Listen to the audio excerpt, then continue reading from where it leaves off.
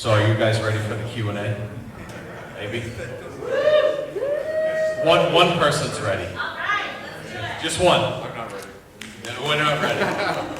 So I'm Joshua. I run the Horror Depot, and I put this together with Michael, and I'm super grateful that you guys came out and supported his film. It's a passion of mine to get independent films shown, and especially local films. So we did one showing in Rhode Island, well, right over the border of Rhode Island. That was amazing. Seekonk, yeah. Yeah, and then they had asked me to hook something up here, so I did, and I can't thank you guys enough for coming. But anyway, I'm going to turn it all over to them and let them take it away from here. So if you guys do have questions, Get up here, Bobby. Bye-bye! Real smooth. smooth. Good job, buddy. Yeah, so. Watch that step right there. Yeah, watch out. Right there, yeah, that one. That's what I was talking my about. God. That's why I said, Breaking stuff. Jasper shit. So to piggyback Josh, I just want to thank you guys for coming. It's really great to be able to show this on the big screen again. This movie hits different on the big screen and plays really well in the theater, and I'm glad we had some people come out. There was a few crew members that came that didn't get to see it before in the Seekonk screening. I'm glad they got to see it, but I will hand it over to you. If anyone has questions, please feel free. You don't have to make this a long thing at all. Oh, there's someone in the back. I guess I'll save my questions and everybody else can go. Yeah. Sharon. I got this over here for Josh. Yeah, so first of all, I think the film was pretty fantastic. I mean, it keeps you completely and 100% genuinely on the edge of your seat. Nothing about it seemed put on. Oh, The acting was amazing. All of you guys were, I've seen it before, like years ago, and I was like, Jesus Christ, David, you were amazing. But all of you. I hear that a lot. Not, She talking about you? not just everybody. I mean, the film itself was really, I'm so impressed, and I'm really surprised and curious where you went with it in terms of like the festival circuit, if it has any streaming capacity, because it's a really beautiful work. I'm so impressed. Thank you. It is streaming currently. We released in January to VOD, and it's currently on Amazon, Tubi, Vudu, and there might be another one that I can't think of. But And somebody put it on Yahoo or whatever that is. YouTube. YouTube now. Yeah, it's been pirated already, which is, I guess, Which is flattering. nice. Yeah. That's how you know you made it. Yeah, exactly. But we released, basically our premiere was through the Rhode Island International Film Festival back in 2020, I think, or 21, I can't remember. But it was during the pandemic. We ended up screening at a drive-in, which was fun, but we didn't have a great turnout, and it rained that night. Kind of like tonight. Yeah. Rainy night. Yeah. But we're indoors, and it just I wanted to have a proper traditional red carpet premiere, and that's why we did the one back in May in Seekonk, and then we had a number of people, all Dave's friends, that said they couldn't make it and wanted us to do one in Boston, so we did one in Boston. And a lot of them showed up. Yeah, or North Boston. Yeah. But yeah, it is currently streaming, but this is probably going to be the last theatrical screening we do. Yeah, it's time to move on. We need to do more. Our horror friend is like, no, we're going to see that next. I don't know. We'll see. Right? I should do one for the New Hampshire folks. Oh, yeah. Since we shot up there, yeah. Promise them that. Yeah. Manchester, Come on, Connecticut, Brian, I guy. haven't seen anything in a while. I know where we can stay in a cabin up there. Yeah. Would you say, Dave? I said, gee, Manchester, Connecticut hasn't seen anything cool in a while.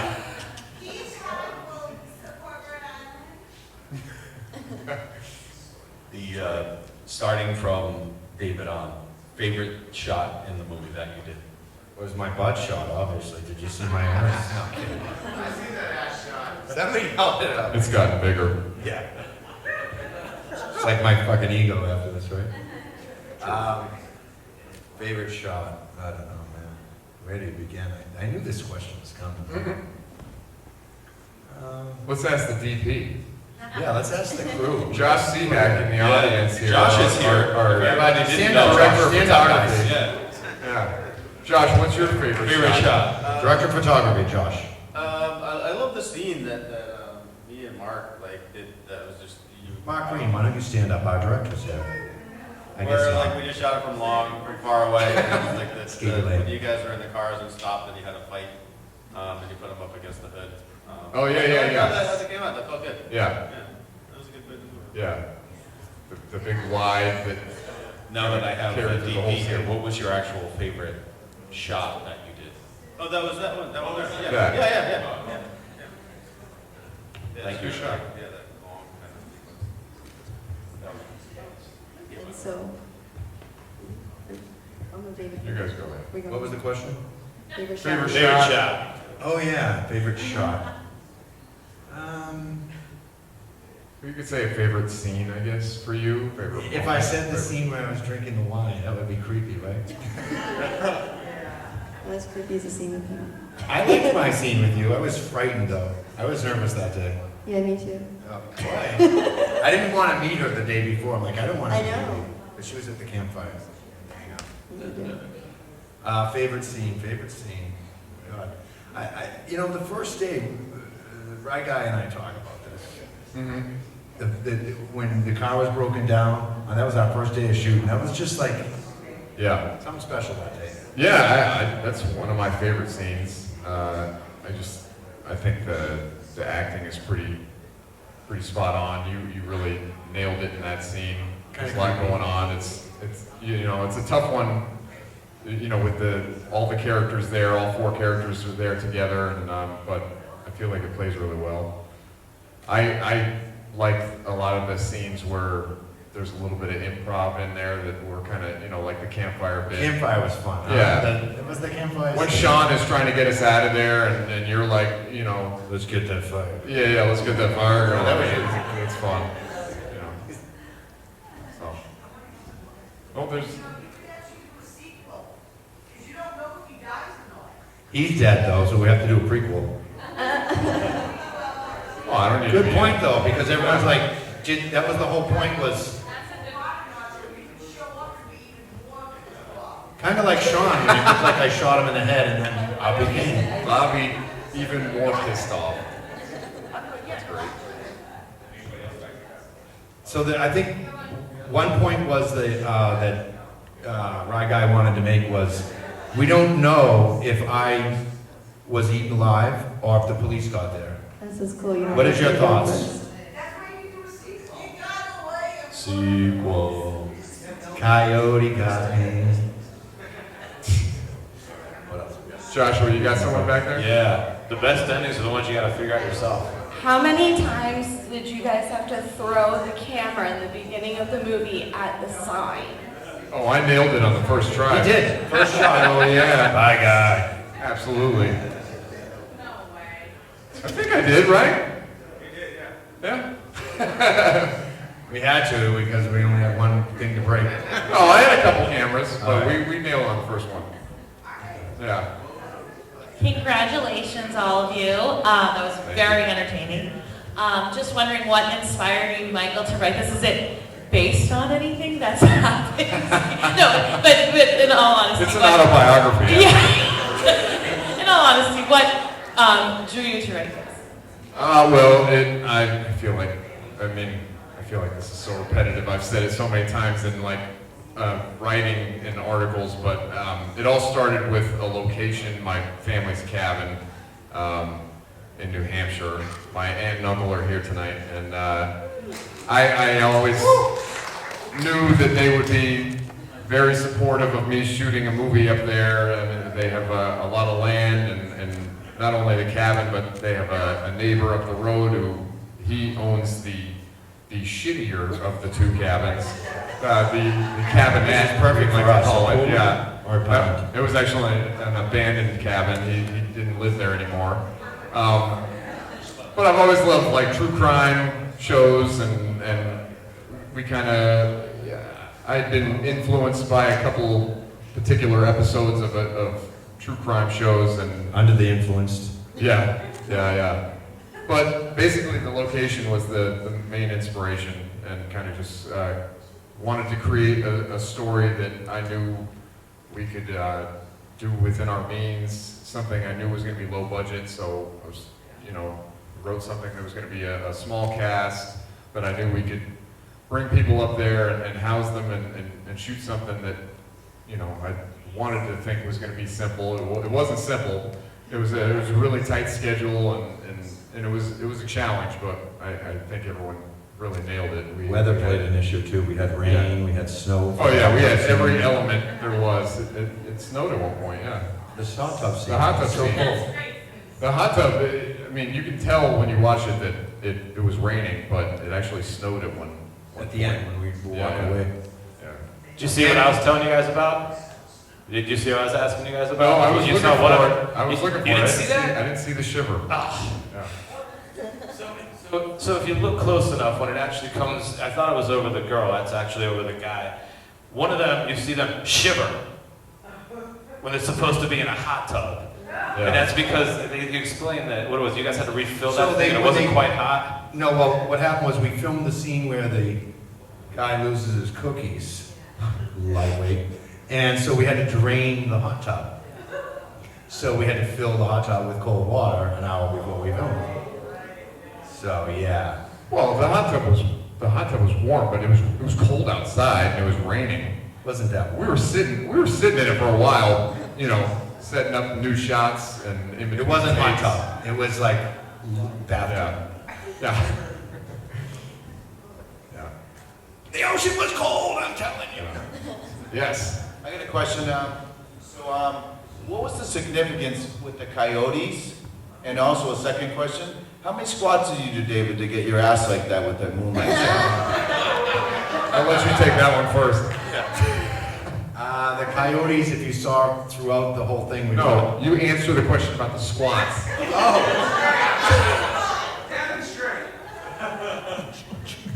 Ladies and gentlemen, please welcome to the stage. Break out your dollars. No, I don't work out. I have a strange workout routine. I work out 5 to 6 times a week religiously for a month and a half, and then I take 25 years off to rest, which is nice. It's in my act, actually. Yeah. It's not a big one, but it's... So the coyotes. Thank you for saving me, right, guy? Yeah. So the coyotes, we had discovered that we had these fake coyotes nearby on a neighbor's property, and I had always I had this coyote theme in my head when writing the film, because I just always envisioned that Bobby and Ryan were coyotes, basically, and there was a lot of kind of just wild animal tones throughout the film, where we have the couple that are these kind of like civilized people, and then Bobby and Ryan are the wild animals. And so when we discovered these fake coyotes on the property, I just wanted to incorporate them. I thought it could add to this kind of really just eerie tone, eerie feel. I don't think I really got to utilize them as much as I wanted to. We made it work, but I wanted to have some real kind of creepy Hitchcock feel to it with the coyotes, and Didn't quite get there? yeah. I think I wished I had more coverage of them or more coyote themes throughout, but I have a question about the coyotes. Yeah. Was that written, the whole fact about coyotes, like one going out playing with the dog and then... yeah. That's, So- that's real? Well, I had read that it was real, and then I also read that it was a myth. So I don't really know if it's actually true about coyotes or not, but I have read multiple articles, and that's where I took that from. I thought it was real. That they will, like, one will break away from the pack, and if they find any kind of animal, it doesn't have to be necessarily a domestic dog or whatever, but that they'll kind of like play around with it and lure it back to its pack so they can, yeah. So my friend spotted some foreshadowing with the coyotes early on. She was like, the coyotes, right? Plus you saw the picture in the cabin with me sitting under it. With the Yeah. coyote. We were howling throughout, multiple stories about the coyote, Yeah. You're a predator. I'm a predator. I am. And I'm not allowed to be around children. Thank you. Next question. Moving on. Anymore since that movie. That's why the 15-year-old was actually 20. Yes. Yeah. She's not a minor. I'm just curious if, Michael, if you and David had worked together previously, or you were put together through casting, or what the deal was. Because I know some of the cast, like my daughter, and Mulholland cast the parts, but did you two work together previously? No, I did not know Mr. Never Pridemore. All right, are you Yeah. gonna do a Mice and Men next, the two of you together? Would that work? We could, I know, sure. I feel like it's similar. Of Mice and Men? Yeah, like Well, yeah, that kind of dynamic between the two, definitely, yeah. less innocent. Yeah. But no, so Pridemore came to audition, yeah, Ann Mulhall, she was a producer on the film, but she also runs LDI casting. She helped us cast the film. And so we held auditions. I had always envisioned someone completely different physically for Bobby. And then this guy walked in and he just blew us away. No. Yeah, it's pretty. Stop that. Jesus, so inappropriate. No, he was great. He killed it at the audition, and he proved to me that you don't have to be a big guy to be scary. You can be A fucking lunatic. Yeah. Untreated. I was like, I think he was actually in prison. Been arrested quite a few times. I'll leave it at that. That's a different support group, I think. So, did you guys have any other alternate endings that you wanted to do or anything like that? Kind of, yeah. We had joked around with not necessarily alternate endings as far as what happens to him, but a lot of changes were made to the Ro and Sean characters. We had to make a lot of cuts in the film. That's just kind of typical. You got 9 hours of film, you gotta cut it down Yeah, to an hour. it's the nature of the beast that things are gonna hit the chopping block. And we kind of shifted gears. Originally in the script, it was much more of a parallel with Ro and Sean and Bobby and Ryan, and it was more of a balance. And then we ended up kind of making the focus more on the criminals, because their storyline just seemed to be more interesting. But with the Ro and Sean storyline, we had toyed with the idea of really kind of making it almost more comical, because their relationship was so rocky and Sean was such a pussy, throughout. And a lot of people thought she was a bitch. Yeah, so. He was a putz though. I want to wring his neck. Yeah. So we had toyed with the idea of at the very end, and when they're in the car together after he calls 911 and they're driving away, of them kind of looking at each other and saying, "You want to get a divorce?" Oh, okay, cool. Like they were just like going to be okay with breaking up because they clearly aren't meant to be together. I suggested that they say, I think we should sell the cabin.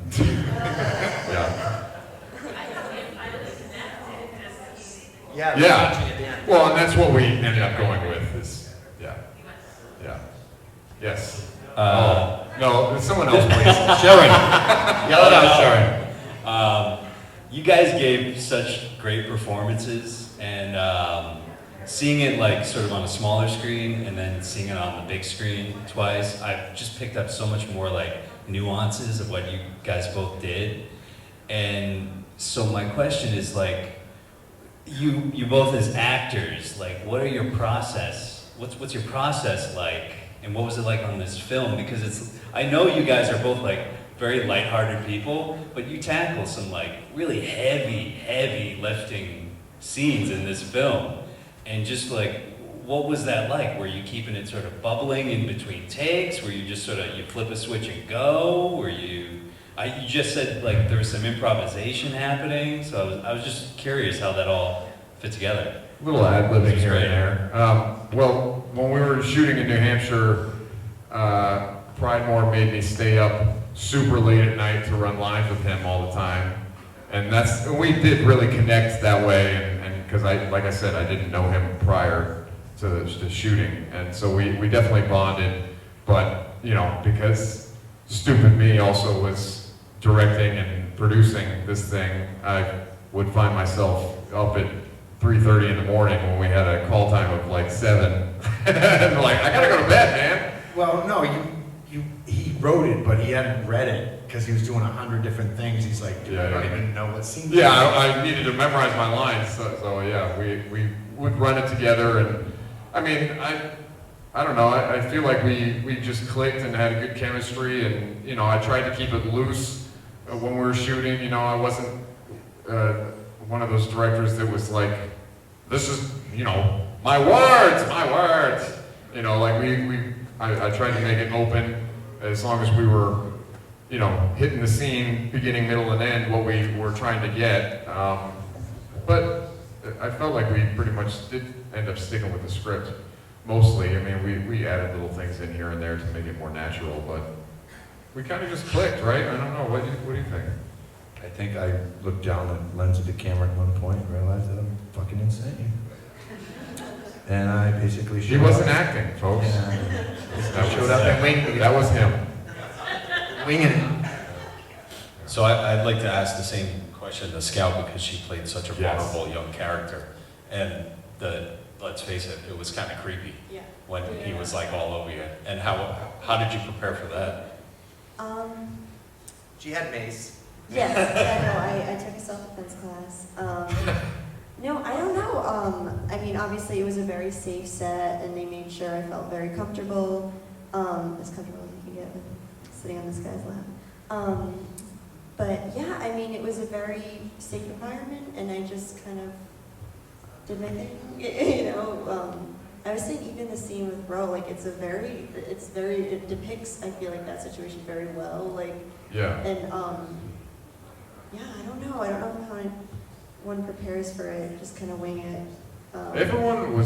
We had a bunch of pros on the set. Everyone was so good. Like, there was no real, like, all right, you can do this, you know, like, let's get into this mindset. Like, people just came in and delivered. It was, I felt like that wasn't so much a process. Yeah. You guys prepare for the lap scene? The last scene? The lap scene. How did you prepare for the lap scene? Lap scene. He didn't want to meet me. I showed up to the bonfire. I was like, oh. Yeah, I'm weird, I think. I mean, yeah, Pridemore is a little method. You know, there was some stuff on set where he was kind of like pacing around, screaming and shit, and, you know, had to do his own thing. And so we kind of just, you know, let him have his There's some moment. behind-the-scenes camera work, I think, that they caught me, like, skipping around, singing to myself to be a lunatic. I don't know. Right, so I hate to do this to you, but who finds the dog and ties it to the chair? It's supposed to be Ryan. Okay. Yeah. Thanks. Yeah. That was it. No problem. Scout had an extra scene almost at the end there. Yeah. Penny for your thoughts. I think that's what he was trying to get out of you. Oh, yeah. Well, that's what I said, and then what are you doing? that is straight too far from the script. So, I know, great job, by the way. I did watch it prior, not on the big screen. It is definitely bigger, or better on the big screen, so thank you for inviting me once again. But would you say, like, I tried to do some directing myself, and I couldn't really find like a niche of what I wanted to do for like my brand as like a director. Would you say that this is going to be like a recurring theme for you with like future films? I know you're wanting to do more projects and stuff. Do you find this is more your brand, or are you going to try to branch out more and do like different creative aspects and kind of find something else? I mean, I love the thriller genre, but I think and I feel this way as an actor too, that I would like to be as versatile as possible, and so I would like to do a drama, I'd like to do a comedy, I'd like to do a horror. I do see myself kind of leaning towards a particular style. I definitely tend to prefer the more realistic tone, and I like long takes, and I like wide shots, and it's the theater background in me, I guess. But I definitely would like to dabble in all different genres. One scene that I thought we might have mentioned was the scene where the two cars are pulled over and I assault you.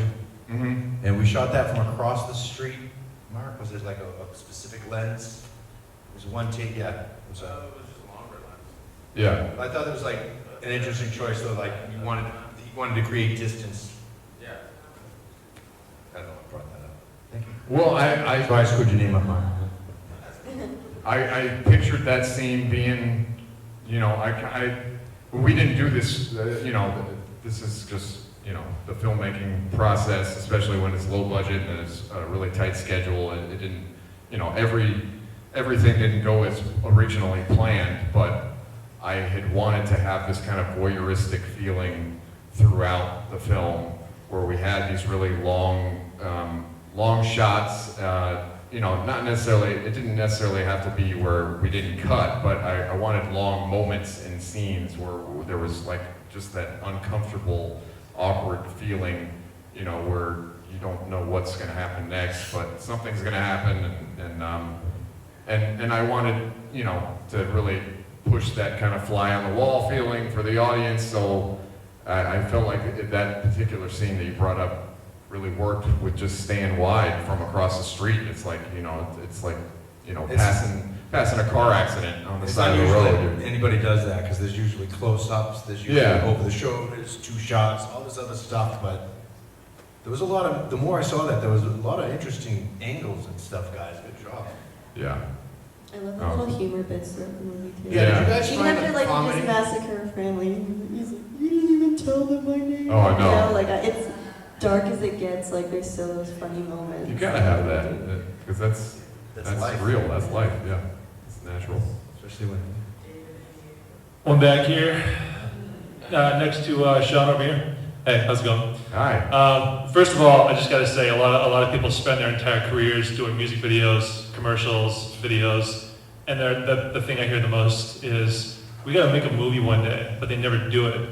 They call themselves filmmakers. So first of all, you made a movie, good or bad. Like, I commend you just on making a movie, because that is insanely hard to do.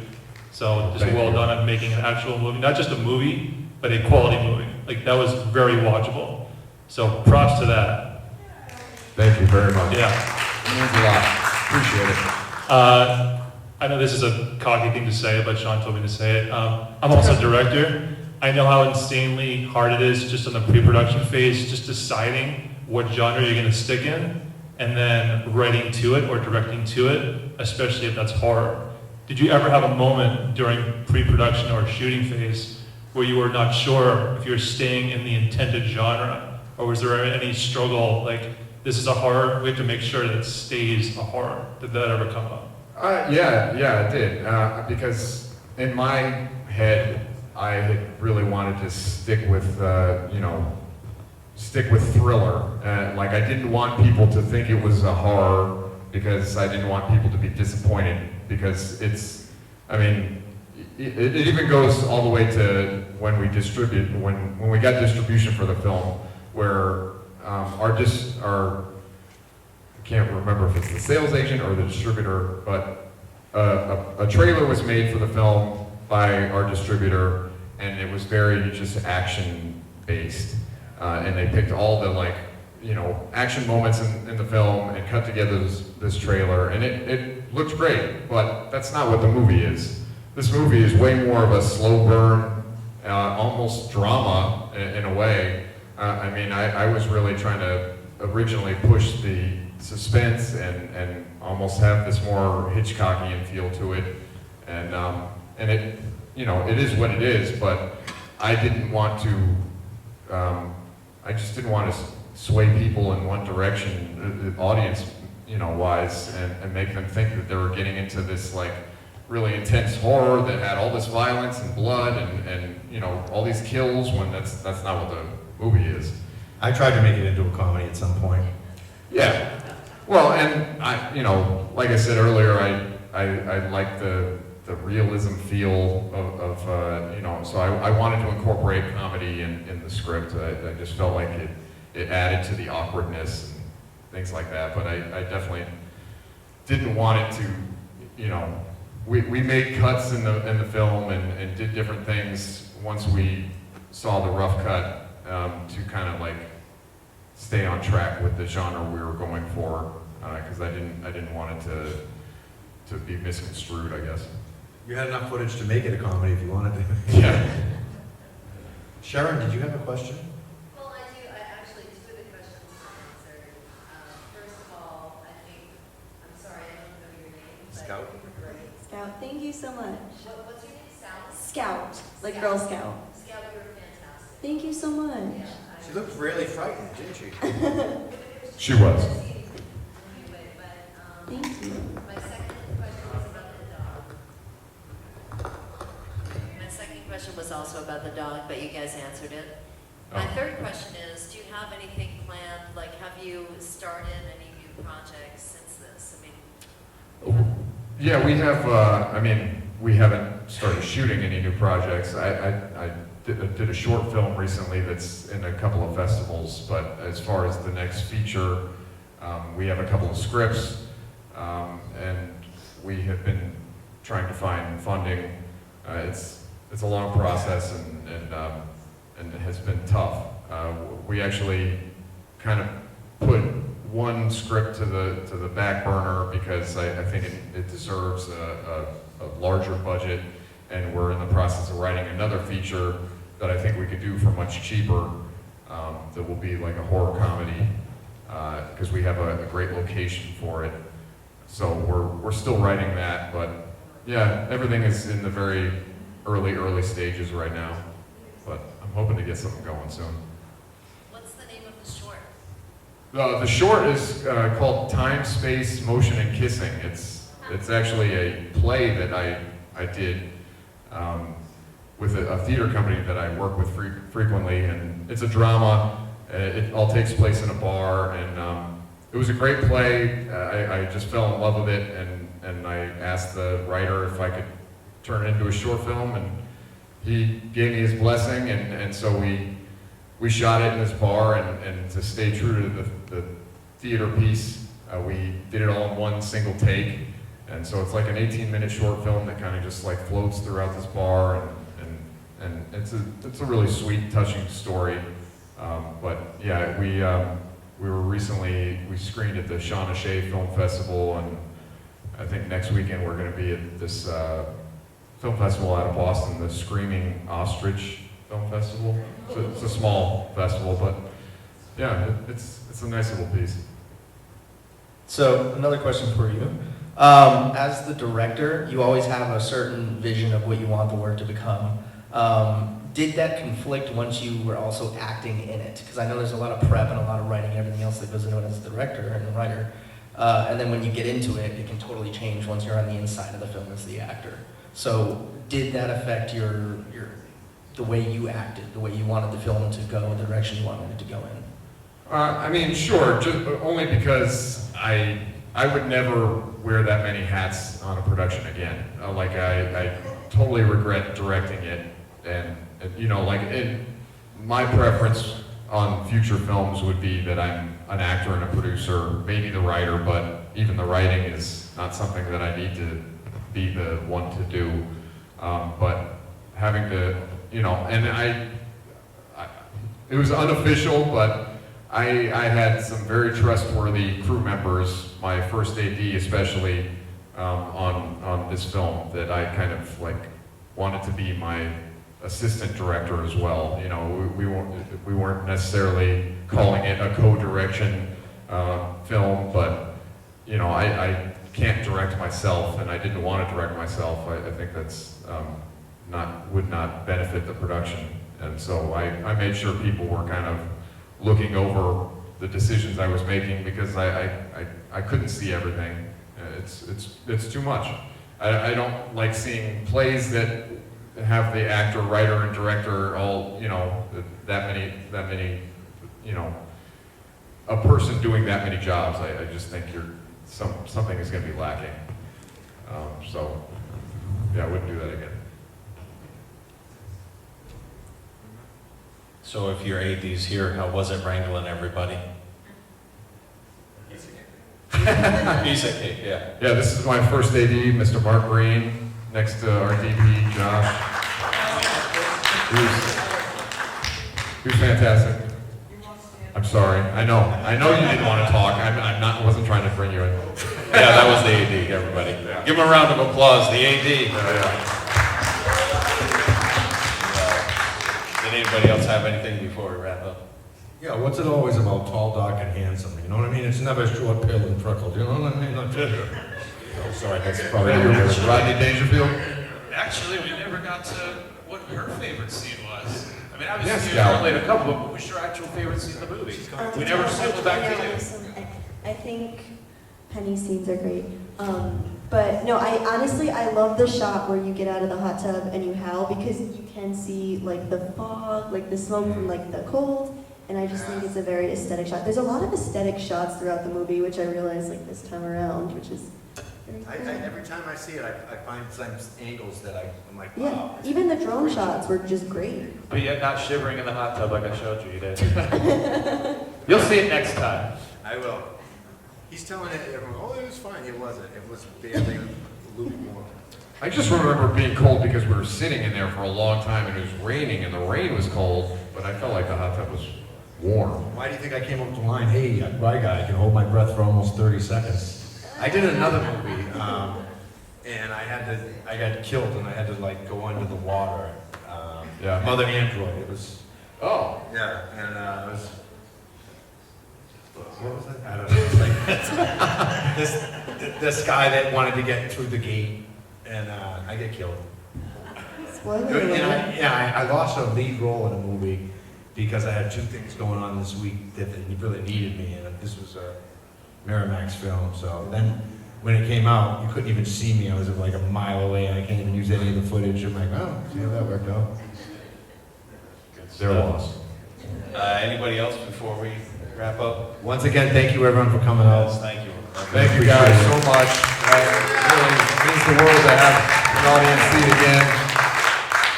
Last time, my guy. Yeah. Last time, my guy.